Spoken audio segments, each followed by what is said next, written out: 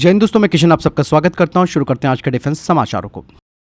दोस्तों, हाल ही में defence acquisition council यानी कि डीएसी ने रशिया से 288 यानी कि 288 S-400 मिसाइलों की खरीद को मंजूरी दे दी है। ये मंजूरी रक्षा मंत्री राजनाथ सिंह की अध्यक्षता में दी गई। इन मिसाइलों की कीमत लगभग 10,000 करोड़ रुपए बताई गई है। इसमें 120 शॉर्ट रेंज और 168 यानी कि 168 लॉन्ग रेंज मिसाइलें शामिल है। इनकी खरीद दोस्तों फास्ट ट्रैक प्रोसीजर के तहत होगी ताकि सेना की ताकत जल्द से जल्द बढ़ सके। और आप सबको मालूम है कि S-400 ने ऑपरेशन सिंदूर में 312 किलोमीटर दूर जाकर पाकिस्तान के अवाक्स को खत्म किया था। इसलिए भारतीय वायुसेना दोस्तों अब 5 और S-400 सिस्टम और 65 शॉर्ट रेंज सिस्टम खरीदने की तैयारी कर रही है। और अगर ऐसा होता है तो भारत के एयर डिफेंस 2 लेयर वाली ढाल बन जाएगी, जिसे भेद पाना नामुमकिन हो जाएगा। मतलब साफ है, भारत अपनी हवाई सुरक्षा को लेकर कोई भी कॉम्प्रोमाइज नहीं कर रहा।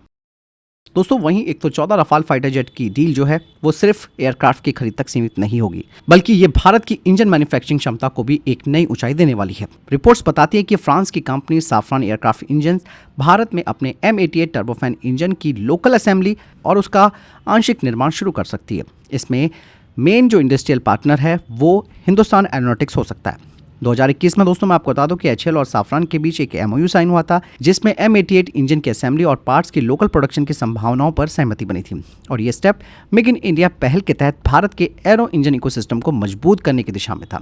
और इवन दोस्तों, फ्रांस के साथ हमारी पुरानी साझेदारी भी है। HAL और साफरान पहले भी कई हेलीकॉप्टर प्रोग्राम्स में काम कर चुके हैं। चेतक, चीतल, light utility helicopter, light combat helicopter, advanced light helicopter, दोनों ने मिलकर शक्ति इंजन को डेवलप भी किया, जिसकी सैकड़ों यूनिटें भारत में बन चुकी है। यहाँ पर दोस्तों M88 इंजन की लोकल असेंबली काफी जरूरी है। 114 नए राफेल फाइटर जेट्स के लिए कम से कम 288 इंजन लगेंगे और रिजर्व और स्पेयर मिलाकर शुरुआती जरूरत 250 इंजनों से ज्यादा हो सकती है। मतलब पूरी लाइफ साइकिल में ये संख्या दोगुनी तक जा सकती है। और ऐसे में अगर भारत में इंजन असेंबली होगी तो लॉन्ग टर्म मेंटेनेंस हमें आसानी से मिलेगी, हाई प्रिसीजन मैन्युफैक्चरिंग की क्षमता हमारी बढ़ेगी, स्किल डेवलपमेंट और सप्लाई चेन मजबूत होगी। मतलब राफेल डील सिर्फ फाइटर जेट नहीं बल्कि भारत के एरो इंजन इकोसिस्टम के लिए गेम चेंजर बन सकती है। फिलहाल इस बारे में आपको क्या लगता है दोस्तों, कमेंट सेक्शन में लिखकर जरूर बताइएगा। दोस्तों, DRDO ने आकाश NG सिस्टम को अपग्रेड कर दिया है ताकि ये मॉडर्न सैचुरेशन स्ट्राइक, मतलब एक साथ कई मिसाइल्स, ड्रोन या लो ऑब्जर्वेबल जो टारगेट्स हैं उनके हमलों को रोक सके। पुराने वाले वेरिएंट में दोस्तों रामजेट इंजन था, लेकिन अब आकाश NG में dual pulse solid rocket motor लगाया गया है। इसका फायदा ये मिलेगा कि तेजी से एक्सीलरेशन हो पाएगा, बेहतर एंड गेम एनर्जी मिलेगी और ये हल्का और ज्यादा मोबाइल सिस्टम होगा। मतलब शूट एंड स्कूट क्षमता होगी। यही नहीं दोस्तों, इसमें मल्टी टारगेट पावर होगी। मतलब I saw based multi function radar और इलेक्ट्रो ऑप्टिकल सिस्टम की मदद से 100 से ज्यादा हवाई लक्ष्यों को ट्रैक कर पाएगा। एक साथ 10 टारगेट्स पर हमला कर सकेगा।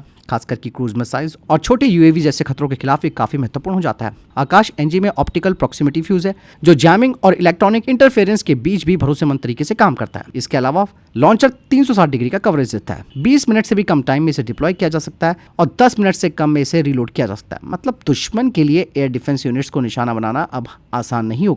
साथ ही आकाश NG सिर्फ अपग्रेड नहीं है दोस्तों, बल्कि भारत की एयर डिफेंस सोच में बड़ा बदलाव है। यानी कि अब फोकस केवल दूरी नहीं है बल्कि भारी और लगातार हमलों को झेलने की क्षमता पर है। ब्रिटेन की कंपनी रोल्स रॉयस ने भारत के लिए एक बड़ा रोड मैप पेश किया है। कंपनी ने दोस्तों भारत के नेक्स्ट जनरेशन फाइटर जेट के लिए नया एरो इंजन के डेवलपमेंट की पेशकश की है, वो भी फुल इंटेलेक्चुअल प्रॉपर्टी राइट्स के साथ। और ऐसा रोल्स रॉयस दोस्तों शुरू से भी भारत को ये ऑफर देता है। आपको बता दूं कि कंपनी के CEO ने प्रधानमंत्री नरेंद्र मोदी के साथ मुलाकात की। साथ ही उन्होंने NSA अजीत डोभाल और वाणिज्य मंत्री पीयूष गोयल के साथ भी चर्चा की। रोल्स रॉयस का जो प्लान है दोस्तों वो भी आप जान लीजिए, जिसके तहत भारत में वर्कफोर्स को लगभग 10,000 तक दोगुना करने की योजना है। लोकल सप्लाई चेन सोर्सिंग में 10 गुना की बढ़ोतरी करने की उनकी बात है। भारत को हाईटेक मैन्युफैक्चरिंग का ग्लोबल हब बनाने का उनका लक्ष्य है और नेक्स्ट जनरेशन के फाइटर जेट इंजन का ज्वाइंट डेवलपमेंट का उनका मेन यहाँ पर लक्ष्य है। मतलब अगर ये डील आगे बढ़ती है तो भारत को पहली बार किसी विदेशी कंपनी से फुल IP ट्रांसफर के साथ advance fighter jet engine technology मिल सकती है। और ये स्टेप भारत के स्वदेशी फाइटर जेट प्रोग्राम, खासकर कि भारत के स्टेल्थ जेट्स के लिए गेम चेंजर साबित हो सकता है। लेकिन दोस्तों अभी मैं आपको बता दूं कि रोल्स रॉयस भारत के साथ इसलिए भी बात कर रही है क्योंकि अभी भारत ने फाइनल तो नहीं किया कि हम किसके साथ जाकर अपना AMCA के लिए इंजन डेवलप करेंगे। यहाँ पर पहली प्रायोरिटी तो भारत ने फ्रांस को दे रखी है, लेकिन अगर यहाँ पर ऑफर फ्रांस से बेहतर मिलता है, फ्रांस से कम कीमत पर मिलता है और जियोपॉलिटिकली भी दोस्तों यहाँ पर चीजें देखी जाती हैं, उसको भी अगर यहाँ पर देखा जाएगा तब जाकर के हम रोल्स रॉयस के साथ आगे बढ़ सकते हैं। क्योंकि रोल्स रॉयस ने दोस्तों फ्रांस से पहले भारत को फुल IP देने का वादा किया है। लेट्स सी आगे क्या होता है। फिलहाल आपको क्या लगता है, कमेंट सेक्शन में लिखकर जरूर बताइएगा। वहीं रक्षा सचिव राजेश कुमार सिंह ने दोस्तों नौसेना और वायुसेना के प्रोजेक्ट्स के बारे में महत्वपूर्ण जानकारी दी। उन्होंने कहा कि भारतीय नौसेना के लिए 2 बड़े प्रोजेक्ट्स काफी एडवांस स्टेज में हैं, जिसमें कि पहला नेक्स्ट जनरेशन कॉर्वेट्स और दूसरा प्रोजेक्ट 75I। इसके अलावा भी कई और नौसैनिक प्रोजेक्ट्स पर काम तेजी से चल रहा है। उन्होंने कहा कि सरकार का लक्ष्य है कि डिफेंस सौदों की रफ्तार को तेजी से बढ़ाया जाए। पिछले साल लगभग 2.09 लाख करोड़ रुपए के कॉन्ट्रैक्ट साइन किए गए थे और इस साल ये आंकड़ा और बढ़ाने की तैयारी है। तेजस मार्क 1 के ऊपर उन्होंने अपडेट दिया। उन्होंने कहा कि तेजस मार्क 1 इस फाइटर जेट के लिए 5 इंजन अभी उपलब्ध हैं, 5 एयरक्राफ्ट उड़ान भर रहे हैं। इंजन सप्लाई लाइन जो है वो स्टेबल हो रही है, प्रोडक्शन तेज होगा। इस प्रोजेक्ट का मेन इंटीग्रेटर HAL है। हालांकि भारतीय वायुसेना की कुछ ऑपरेशनल जरूरतें दोस्तों अभी पूरी नहीं हो पाई हैं, लेकिन यहाँ पर हथियारों के ट्रायल्स तो सफल हो गए। गवर्नमेंट का कहना है कि 180 विमानों के बड़े ऑर्डर के साथ तेजस मार्क 1 को पूरी तरह परफेक्ट किया जाएगा ताकि वो एयरफोर्स की सभी आवश्यकताओं को पूरा कर सके। बात साफ हो जाती है, भारत डिफेंस निर्माण में स्पीड को बढ़ा रहा है, क्वालिटी में सुधार कर रहा है। इवन दोस्तों भारतीय नौसेना के जो राफेल मरीन है उसको लेकर भी रक्षा सचिव ने कहा कि राफेल मरीन 2028 से आने शुरू होंगे और करीबन 3.5 साल के बाद एयरफोर्स के लिए भी नए राफेल फाइटर जेट्स मिलने लगेंगे। वहीं दोस्तों 114 राफेल फाइटर जेट को लेकर एक बार फिर से सॉफ्टवेयर की लड़ाई शुरू हो चुकी है। यहाँ पर दोस्तों इस MRFA पैकेज में जो भारत की सबसे बड़ी डिमांड है वो है सॉफ्टवेयर इंटीग्रेशन ऑटोनॉमी, मतलब अपने हथियार और सिस्टम खुद से जोड़ने की आज़ादी। आपको मैं बता दूं कि पूरे सोर्स कोड की मांग करना हालांकि यहाँ पर व्यवहारिक भी नहीं माना जाता क्योंकि वो ओरिजिनल इक्विपमेंट मैन्युफैक्चरर की IP होती है। लेकिन दोस्तों इंडियन एयरफोर्स चाहती है कि उन्हें API लेवल एक्सेस मिले जिससे वो अपने मिशन सॉफ्टवेयर और नए हथियारों का इंटीग्रेशन खुद से कर पाए। यहाँ पर सॉफ्टवेयर कंट्रोल दोस्तों काफी इंपॉर्टेंट हो जाता है क्योंकि मॉडर्न फाइटर जेट में असली ताकत सिर्फ इंजन या मिसाइल नहीं बल्कि सॉफ्टवेयर होता है। जब भी नया हथियार, रडार या फिर स्वदेशी सिस्टम जोड़ा जाता है तो पूरे मिशन सॉफ्टवेयर को अपडेट करना पड़ता है और अगर हर बार हम OEM पर निर्भर रहें तो टाइम भी लगेगा, पैसे भी ज्यादा लगेंगे, स्ट्रैटेजिक निर्भरता बनी रहेगी। लेकिन यहाँ पर जो API एक्सेस है यानी कि API मॉडल है, इससे इंडियन एयरफोर्स की टीमें अपना इंटीग्रेशन कोड लिख सकती हैं। OEM सिर्फ यहाँ पर वैलिडेशन और सेफ्टी सर्टिफिकेशन करेगा जिससे कि अपग्रेड साइकिल तेज होगी और इंडियन एयरफोर्स के पास अच्छा खासा एक्सपीरियंस है।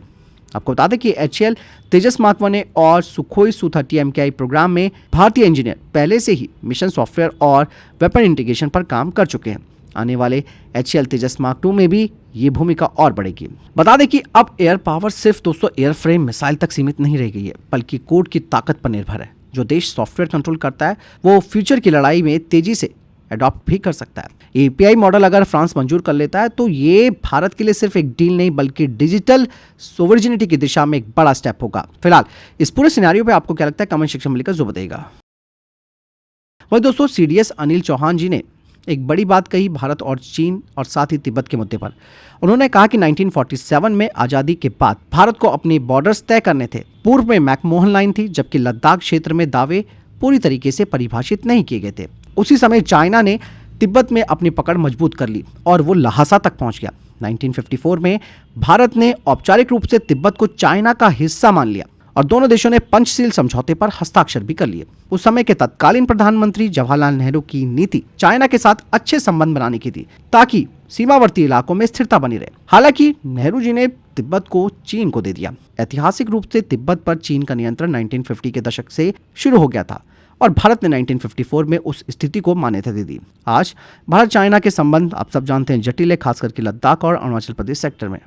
फिलहाल इसमें आपको क्या लगता है, वैसे कमेंट सेक्शन में लिखकर जरूर देगा। तो ये तभी तक टॉप डिफेंस अपडेट। वीडियो के सामने कोई प्रश्न जवाब है, आपको कोई सवाल है, कमेंट सेक्शन में लिखकर जरूर पूछ सकते हैं। वीडियो को लाइक और शेयर जरूर कीजिएगा, चैनल जरूर सब्सक्राइब कीजिएगा। जय हिंद, वंदे मातरम।